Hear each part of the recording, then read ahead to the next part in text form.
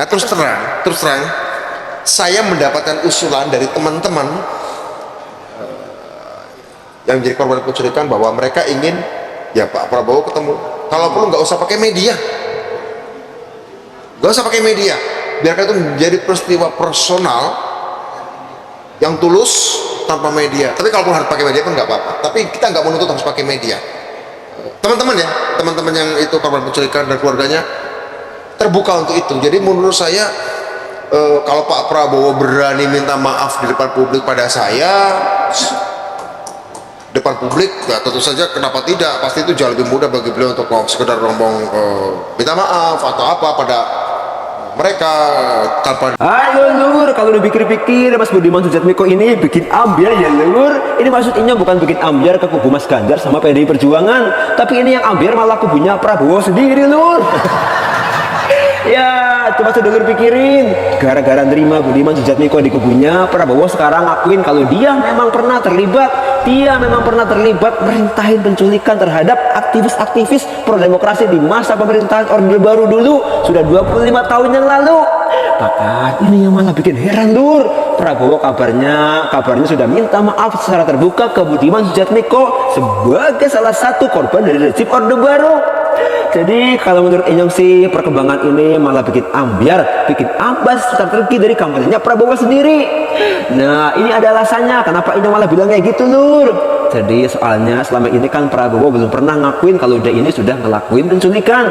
Bahkan lur, nah ini parahnya itu selama ini Prabowo malah ngambil keuntungan dari generasi muda kita yang buta sejarah soal rezim Orde Baru. Mereka orang mudeng soal kasus penculikan dan penghilangan para aktivis pro demokrasi di akhir Orde Baru yang sudah dilakuin sama para anak buahnya dari Pak Prabowo. Nah sekarang gara-gara ada Mas Budiman Sujatmiko yang gabung buat dukung Pak Prabowo, ya soal kasus penculikan ini malah mencuat maning. Kata Budiman itu sudah diakuin sama Prabowo sendiri. Jadi gara-gara ini generasi muda kita ya sekarang mereka habis paham lah kalau kasus penculikan itu memang benar-benar ada dan Prabowo adalah otak dibalik kejahatan hak asasi manusia berat ini.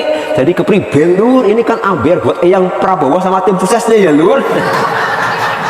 Ya mereka jadinya nggak bisa lagi nutupin soal track record kejahatan penculikan manusia ini.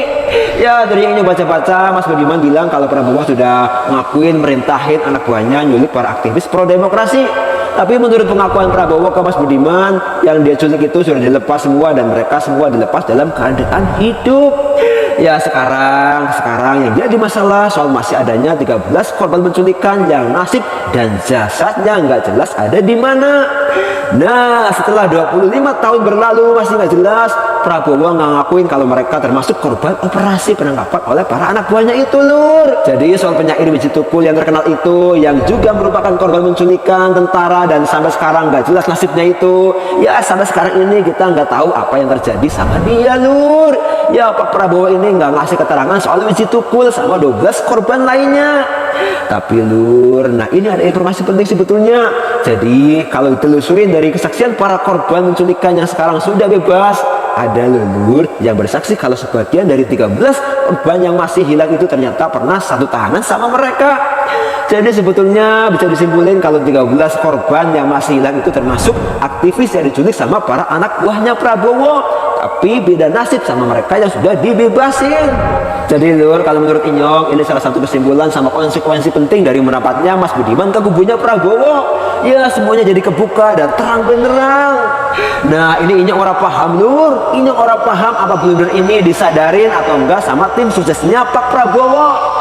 Ya Inyong orang paham apakah tim sukses sadar kalau gara-gara omongan Budiman ini kasus penculikan oleh Prabowo jadi jelas dan terang benderang.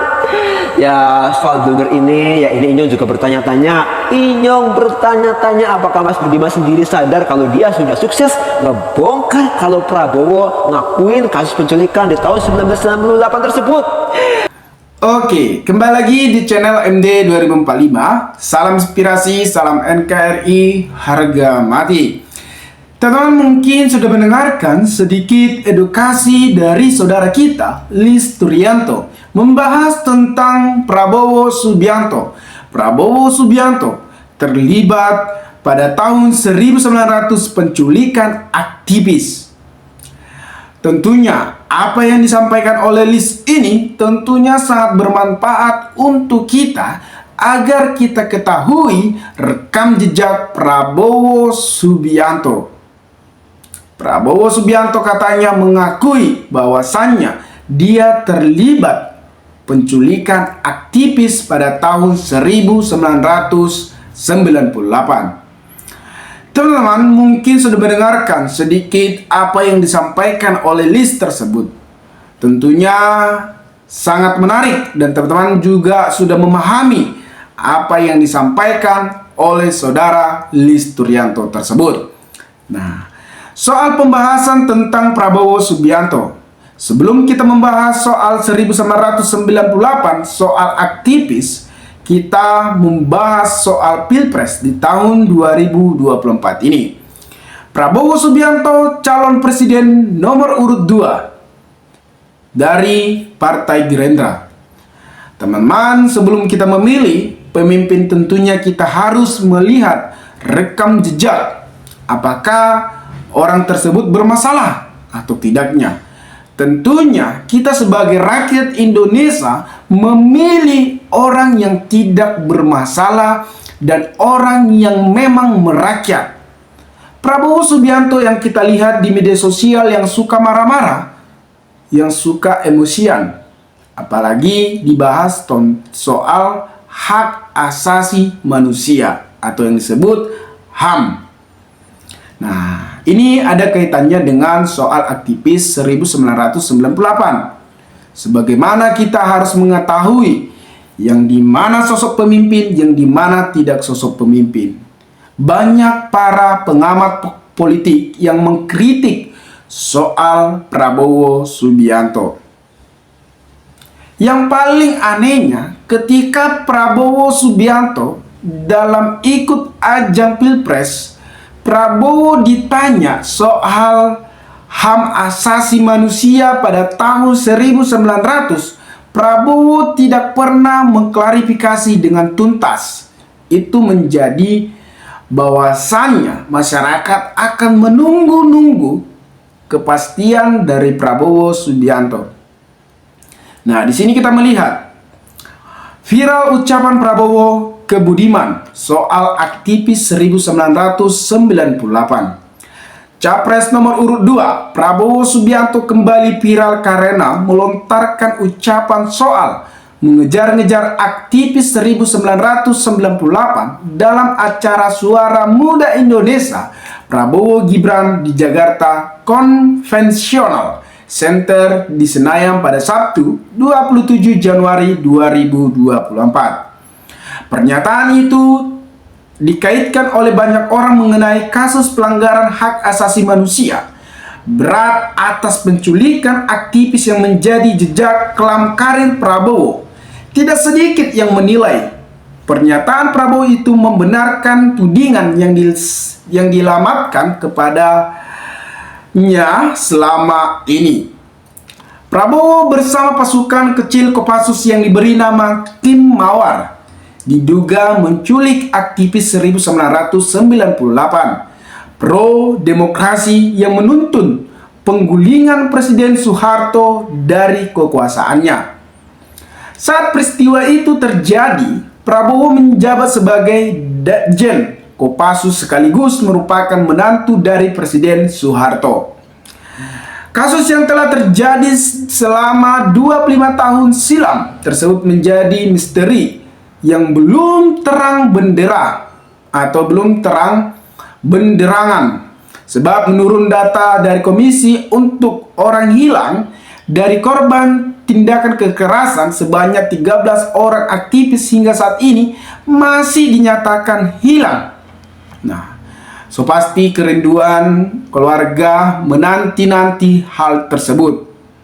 Padahal di sini sudah mengatakan bahwa jelas bahwasannya Prabowo memimpin tim Mawar tersebut. Dalam beberapa dekade terakhir, Prabowo hampir tidak pernah ingin membahas mengenai tudingan penculikan itu di depan publik.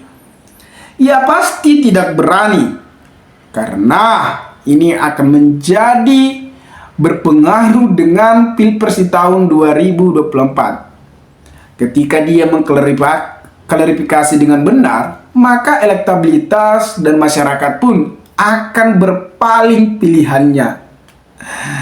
Jadi, yang kita sayangkan, kenapa Prabowo dari awal tidak mengklarifikasi agar keluarga-keluarga yang merindukan agar mereka bisa berziarah.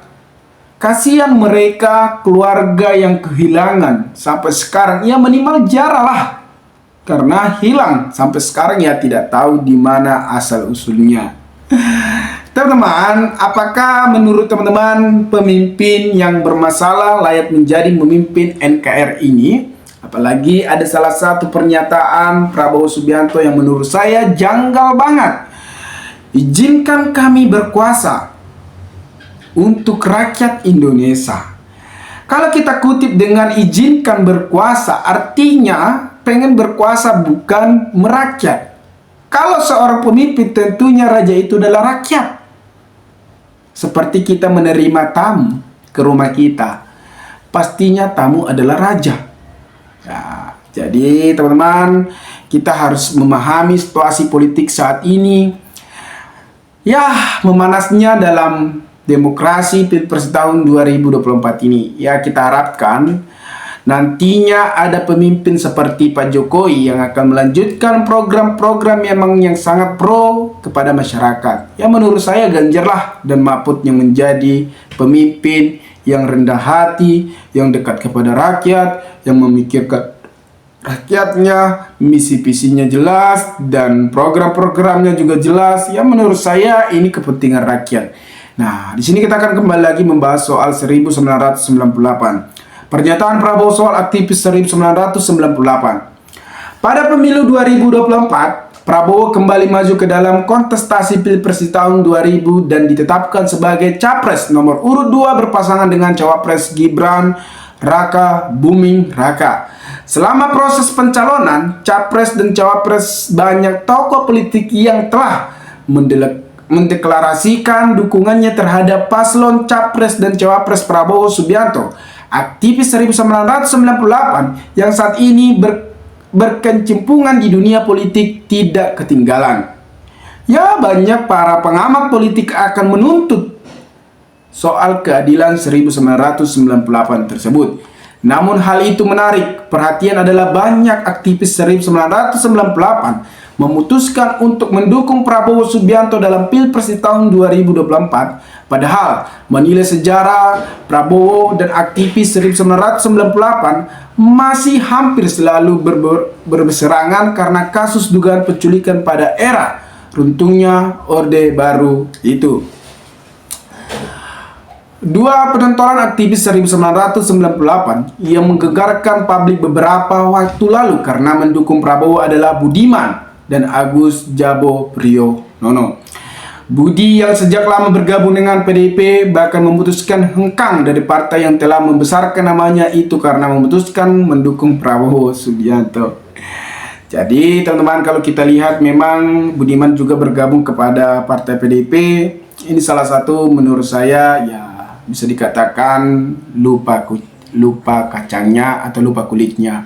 Seperti Pak Joko Widodo juga sudah melupakan partai PDIP yang telah membesarkan namanya, yang sudah pernah menjabat sebagai gubernur yang diusut oleh partai PDIP dan sebagai presiden. Mereka melupakan partai PDIP. Apakah itu bukan seorang pengkhianat? Tentunya menurut saya itu adalah salah satu pengkhianat partai.